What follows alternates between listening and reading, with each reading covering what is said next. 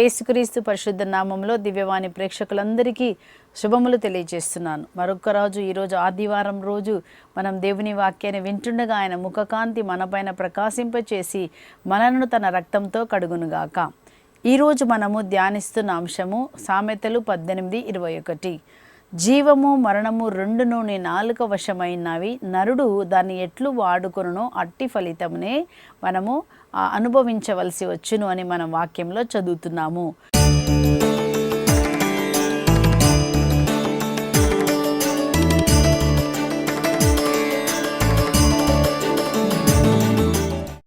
జీవము మరణము రెండు మన నాలుకలో ఉన్నాయి. ఈరోజు ఈ నాలుకలోంచి మనం ఏం మాట్లాడుతున్నాం, మనం ధ్యానించబోతున్నాము. ఇక్కడ వాక్యంలో రాసి ఉంది, ఒకవేళ మనము జీవమును మాట్లాడితే ఆ జీవాన్నే మన ఫలితముగా తీసుకోబోతున్నాము. లేనట్లయితే ఒకవేళ మనము మన నాలుకను ఉపయోగించి మరణము మాట్లాడితే ఆ మరణమే మన జీవితంలో జరుగుతున్నది. కనుక కాసేపు మనం ఈరోజు ఈ నాలుకల గురించి మనం ఏం మాట్లాడుతున్నాము ధ్యానించి దాన్ని సరి చేసుకుందాం ఈరోజు. ఎందుకంటే మన వాక్యంలో చదువుతున్నాము, ఒకవేళ మన నాలుకను తెరిచి మనం అవిశ్వాసపు మాటలు మాట్లాడినా, గొనిగే మాటలు మాట్లాడినా, నిందించే మాటలు మాట్లాడినా మన జీవితంలో అది మరణము ప్రవేశిస్తున్నట్టుగా మనం చూస్తున్నాము. కొలస్సీలకు రాసిన లేఖలో మనం చదువుతున్నాము 3వ అధ్యాయంలో 8వ వచనం నుంచి. ఇప్పుడు మనం ఏం చదువుతున్నాము అంటే అక్కడ పునీత పౌలు గారు ఏమని రాస్తున్నారు, ఇప్పుడు మీరు కోపము, మోహము, ఈర్ష అను వాటి నుండి విముక్తులు కావలెను. మీరు ఎప్పుడునూ దుర్భాషలు ఆడరాదు. చూడండి, మన నాలుక నుంచి ఒకవేళ దుర్భాషలు ఆడుతున్నామా, రెండోదిగా అంటున్నాడు నిందించటి మాటలు, ఇంకేమంటున్నాడు అవమానించటి మాటలు ఏమాత్రం కూడా పలుకకూడదు.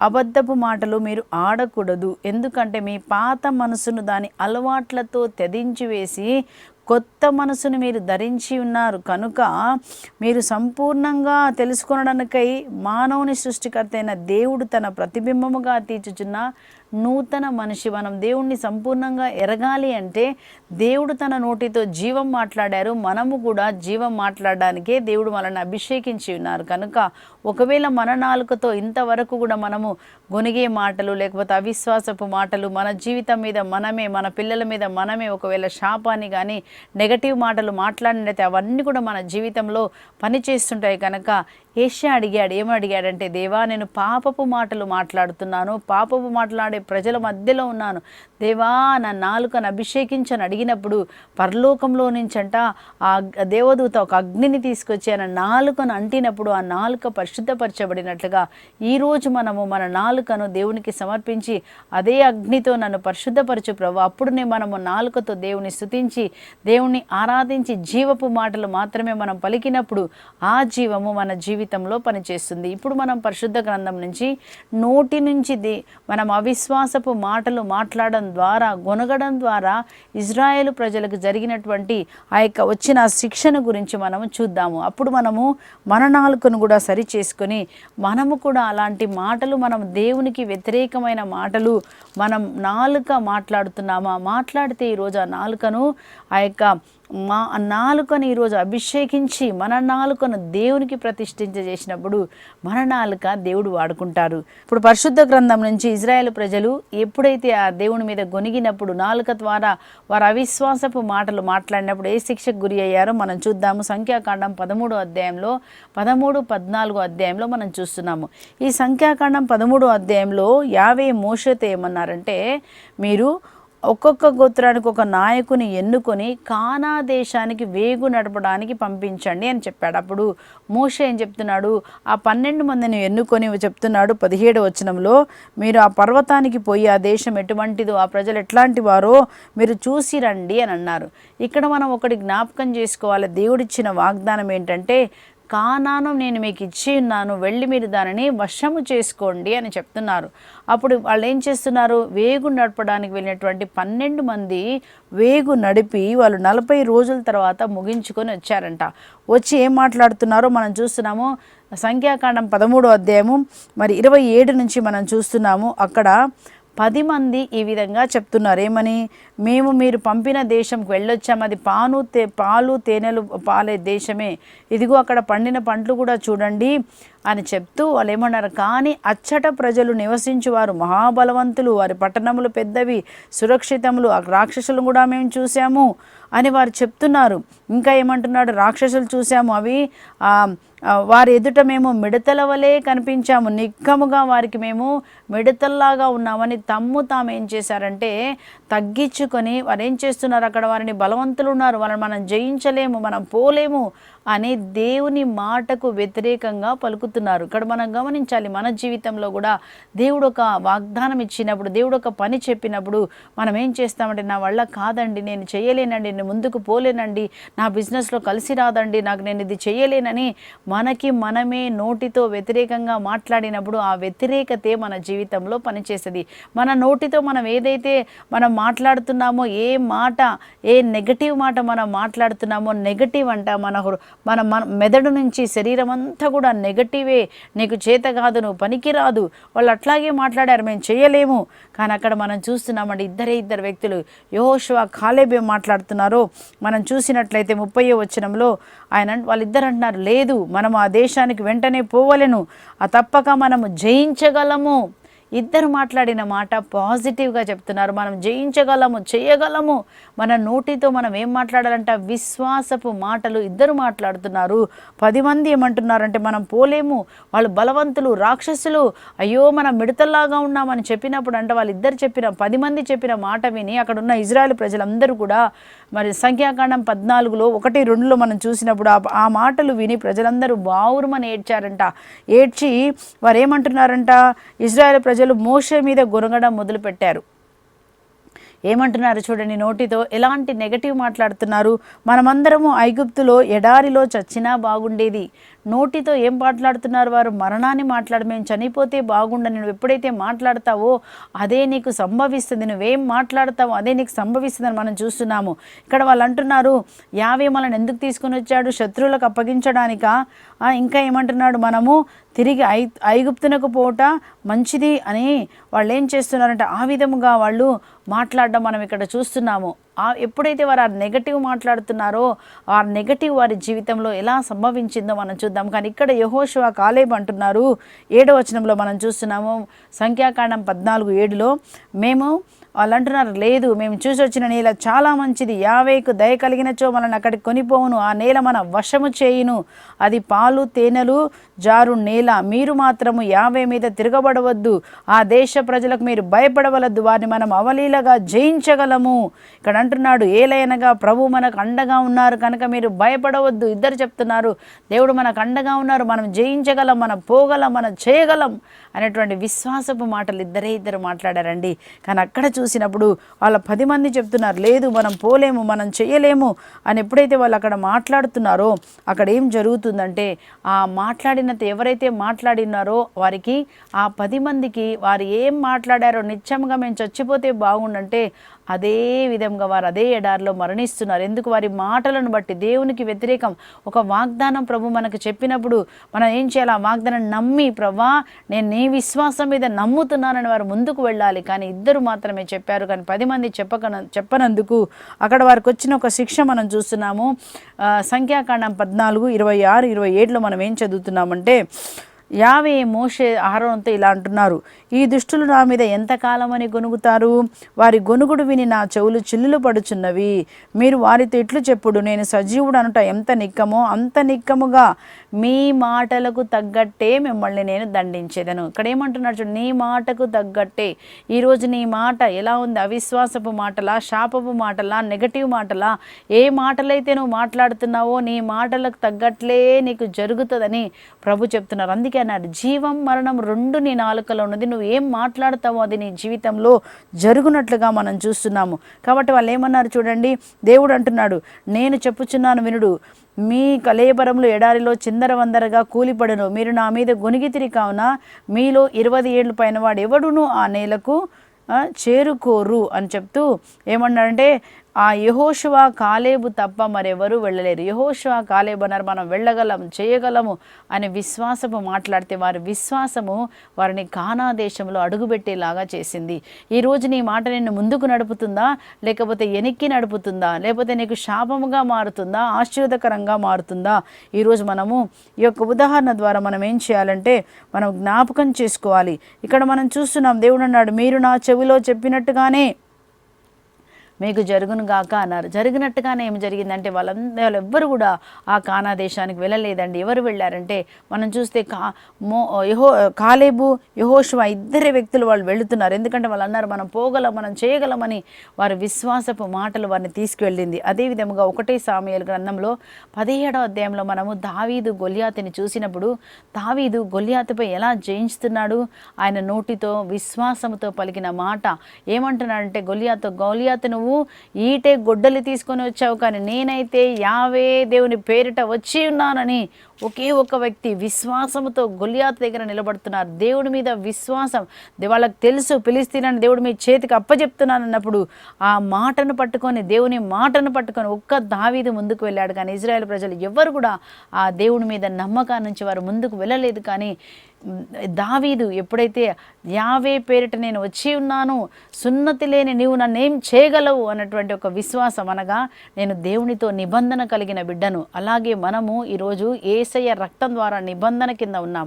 యేసు రక్తం మన కోసం పోరాడుతుంది కనుక ఏ తంత్రాలు మంత్రాలు నా మీద పని చేయవని మన నోటితో పలికినప్పుడు ఏం జరుగుతుందంటే మన చుట్టూ ఉన్న చీకటి వెలుగుగా మారిపోతుంది.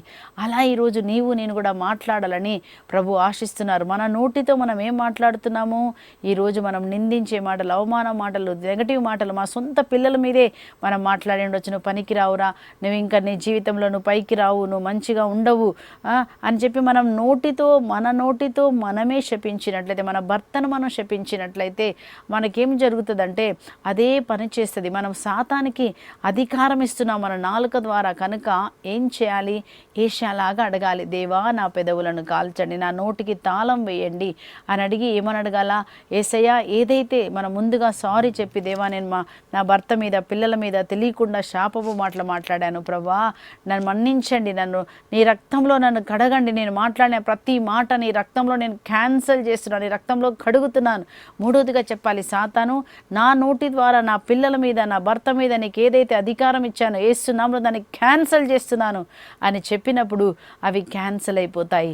మన మాటకు శక్తి ఉందని మనం చదువుతున్నాం. ఎబ్రీల పత్రిక 11:3లో కూడా మనం ఏం చదువుతాం? అక్కడ దేవుడంట నోటి మాటతో సర్వాన్ని ఆయన సృష్టించి ఉన్నాడు. కనుక ఈరోజు మనం నోరు తెరిచి ఏమి పలుకుతున్నామో జాగ్రత్తగా గమనించాలి. కనుక సాతాను ఏం చేస్తాడంటే నువ్వు నెగటివ్ మాట్లాడాలని, నువ్వు గొనిగేలాగా ఉండాలని, నీ నోటితో నువ్వే శాపం పలికేలాగా చేయాలని చేస్తాడు. కనుక ఈరోజు మనము ఈ యొక్క సంఖ్యాకాండం 13-14 చదువుకొని మనం ఎప్పుడు కూడా దేవుడు ఒక వాగ్దానం ఇస్తే అది జరగదు అని మనం వ్యతిరేకంగా పలకకూడదు, నా వల్ల కాదు అని పలకకూడదు. మనం విశ్వసించాలి. విశ్వసించిన వారికి సమస్తము సాధ్యమే అని ప్రభు చెప్తున్నారు కదా. ఈరోజు మనం విశ్వసించి మాట్లాడినప్పుడు దేవుడు మన జీవితంలో కార్యం చేస్తాడు. ఇప్పుడు కొంచెం విరామం తీసుకుని మళ్ళీ దేవుని వాక్యాన్ని మనము ఆలకించుదాము.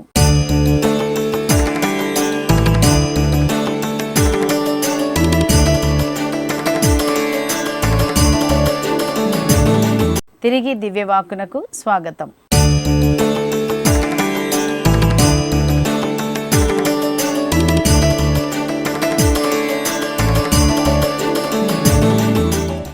రెండోదిగా మనం చూస్తున్నాము, నెగటివ్ మాట్లాడితే ఏ విధముగా మన జీవితంలో ఆ వేదన బాధ కలిగిందో మరి మనం ఏం చేయాలంటే యేసు ప్రభు ఏం చేశారు?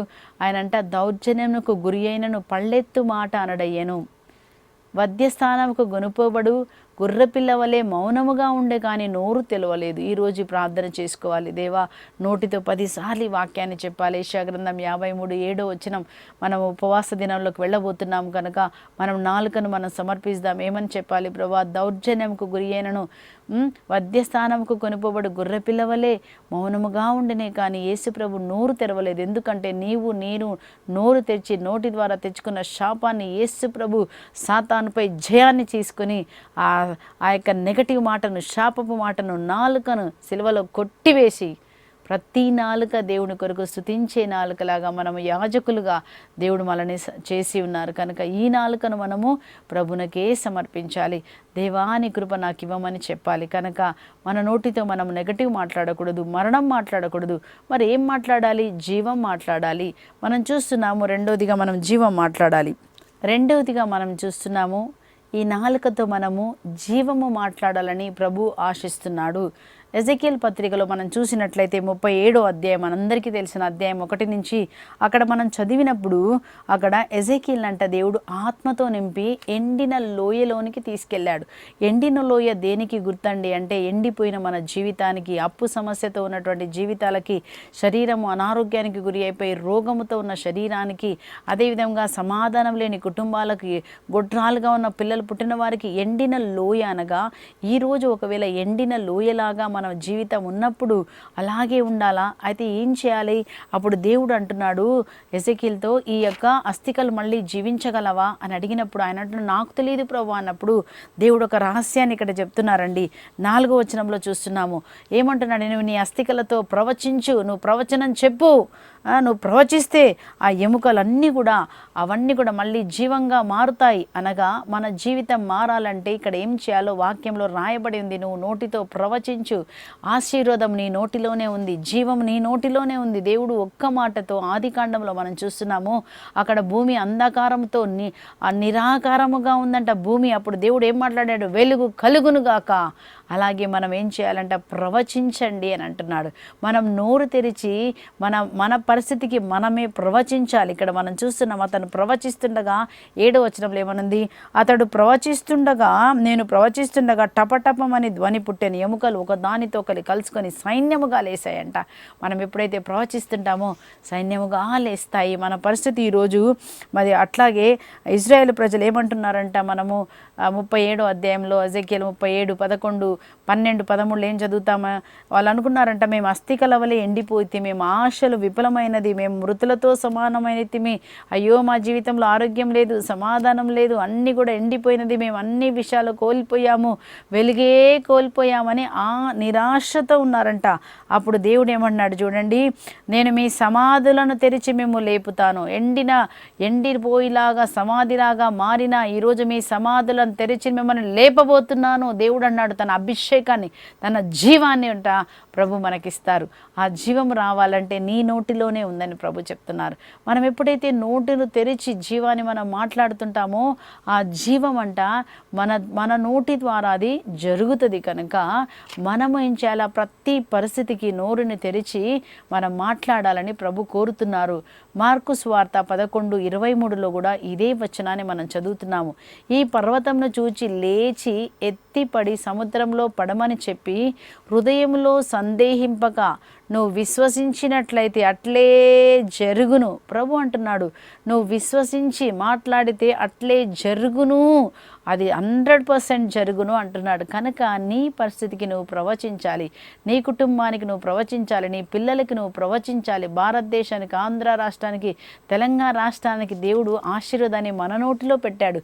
మనం ఎప్పుడైతే ఆశీర్వాదాన్ని పలుకుతున్నామో అట్లాగే జరుగుతుంది. కనుక నీవు ఆశీర్వాదం పలకడానికే ప్రభు మన నాలుకను మనకి ఇచ్చి ఉన్నారు. కనుక ఈరోజు మనం జీవాన్ని పలికి ఏ పరిస్థితి ఎండిపోయిందో యేసు నామములో అది జీవముగా మారునుగాక మనం చెప్పినప్పుడు అది జీవముగా మారుతుంది. సపోజ్ ఉదాహరణకు ఒకవేళ అనారోగ్యం ఉందనుకోండి, అప్పుడు ఏం చెప్పాలి?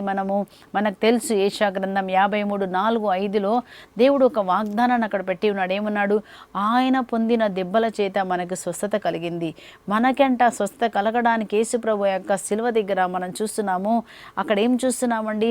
ఆయన రాతి స్తంభం దగ్గర ఒక్కొక్క దెబ్బ కొట్టినప్పుడు దేవుడు ఏమని చెప్పారంట? దేవా, ఈ దెబ్బ ఈ రోగం కొరకు, ఈ రోగం అని ప్రతి రోగాన్ని కూడా ఆ శిలువలో ఆయన కొట్టివేసి ఉన్నాడు. మనల్ని రోగం నుంచి ఆయన విడిపించి ఉన్నాడు, శాపాల నుంచి మనల్ని విడిపించి ఉన్నాడు. కనుక ఆ వాగ్దానం ఎత్తిపట్టి చెప్పాలా? ఏమని చెప్పాలా? యేసయ్య, నువ్వు పొందిన దెబ్బలచే నాకు స్వస్థత కలుగునుగాక అని నువ్వు నోటితోని రోగమును చూసి నీ చేయి పట్టుకొని ఆ వాగ్దానమును ఏం పలకాలండి? నీ సొంత మాటలు పలికితే జీవం లేదు. దేవుని వాక్యము జీవము కలదని హెబ్రీల పత్రిక 4:12లో మనం చదువుతున్నాము. దేవుని వాక్యము చైతన్యవంతమైనది, సజీవమైనది, కీళ్ళల్లోనికి లోపలికి చొచ్చుకొని పోయి నీకు జీవాన్ని కలగజేస్తుంది. దేవుని వాక్యము సజీవమైనది. ఏదైతే ఎండిపోయిందో దాన్ని బ్రతికించగలిగినటువంటి సత్యమైన వాక్కు, జీవంగల వాక్కు. నా మాటలు ఆత్మయు జీవమునై ఉన్నవి అన్నది. కనుక ఈ మాటను ఈరోజు నీ పరిస్థితికి నువ్వు ఎత్తుకొని మాట్లాడాలని ప్రభు ఆశపడుతున్నాడు. వినడం కాదు, నోటితో పలకాలని ప్రభు ఆశపడుతున్నాడు. హల్లెలూయా. సో మనం ఎప్పుడైతే యేసయ్య నువ్వు పొందిన దెబ్బలచే నాకు స్వస్థత కలుగునుగాక అని నువ్వు మాట్లాడతావో ఆ వాక్యం ఏమవుతుందంట? యెషయా గ్రంథము 55:10-11లో మనం ఏం చదువుతున్నామంటే, వాన మంచు ఏ విధముగా ఆకాశం నుంచి దిగి వచ్చి అచ్చటికి మరలిపోక భూమిని తడిపి దాని మీద పైరు మొలపించి పంట పండించును, అట్లాగే ఆ వాన మంచు పైనుంచి వచ్చి ఎట్లాగైతే భూమిని తడిపితేనే పైకి పోదో, అట్లాగే నా నోటి నుంచి వెలువడే మాట కూడా ఈ విధముగా ఉండును, అది నిష్ఫలముగా తిరిగి రాక నా సంకల్పము నెరవేర్చును. అనగా నువ్వు దేని కొరకైతే దేవుని వాక్యాన్ని పంపిస్తున్నావో, రోగం కోసం నువ్వు వాక్యాన్ని పంపినప్పుడు ఆ రోగం తగ్గే వరకంట దేవుని వాక్యం అక్కడే నిలిచి ఉంటుందంట. ఎందుకంటే దేవుని వాక్యం ఏమంటే నిష్ఫలముగా తిరిగిరా. నువ్వు దేనికైతే పంపిస్తున్నావో, ఈరోజు నువ్వు నా అనారోగ్యం కోసం వాక్యాన్ని పంపిస్తున్నావేమని, యేసయ్యా నువ్వు పొందిన దెబ్బలచే నాకు స్వస్థత కలుగునుగాక అని చెప్పిన ఆ వాక్యము రోగంలోకి వెళ్ళి తగ్గిన దాకా ఉంటుందంట. నిష్ఫలముగా తిరిగి రాదు. సంకల్పం నెరవేర్చే వరకు, ఆ యొక్క పరిస్థితి మారే వరకు దేవుని వాక్యం అక్కడ నిలిచి ఉంటుంది అని ప్రభు చెప్తున్నారు. కనుక ఈరోజు ప్రతి పరిస్థితికి తగినటువంటి మాటలను మనము నోటితో పలకాలి. ఈరోజు అట్లాగే మన పిల్లల్ని మనం దీవించాలి. ఏమని దీవించాలి? నా పిల్లలకు బంగారు భవిష్యత్తు వచ్చును గాక. ఇర్మియా 29:11 ప్రకారం బంగారు భవిష్యత్తును నా బిడ్డల కొరకు నేను మాట్లాడుతున్నాను. దేవా, నా పిల్లలు చేసిన పని అంతా చేతుల పని దీవించబడును గాక. నా పిల్లలు ఎల్లప్పుడూ పరిశుద్ధ గ్రంథమును చదువుదురు గాక. చెప్పినవన్నీ కూడా యేసునామములో వారు పాటించుదురు గాక. నా పిల్లలు యెహోవా ఉపదేశము కింద ఉందురు గాక.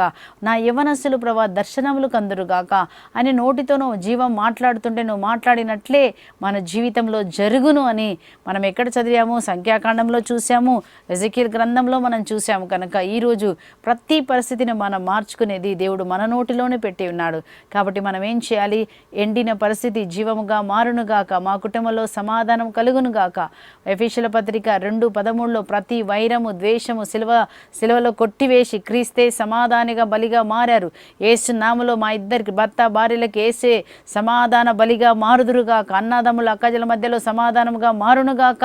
మా ఇంటిలో నీతి న్యాయం ఉండునుగాక, వ్యాపారంలో నీతి న్యాయం ఉండునుగాక అని నువ్వు పలుకుతూ ఉంటే ఆ నీతి న్యాయం వస్తుంది. మన ఇంట్లోనే కాదండి, ఆంధ్ర తెలంగాణలో కూడా దేవా నీతి న్యాయం ఉండునుగాక. మా ఆంధ్ర తెలంగాణ ప్రభా మంచి నదులతో పంటలతో పైరు పంటలతో నిండునుగాక అని మనం ఎప్పుడైతే చెప్తూ ఉంటామో, కీర్తన 144లో ఉంటుంది. అక్కడ ఏమంటుంది?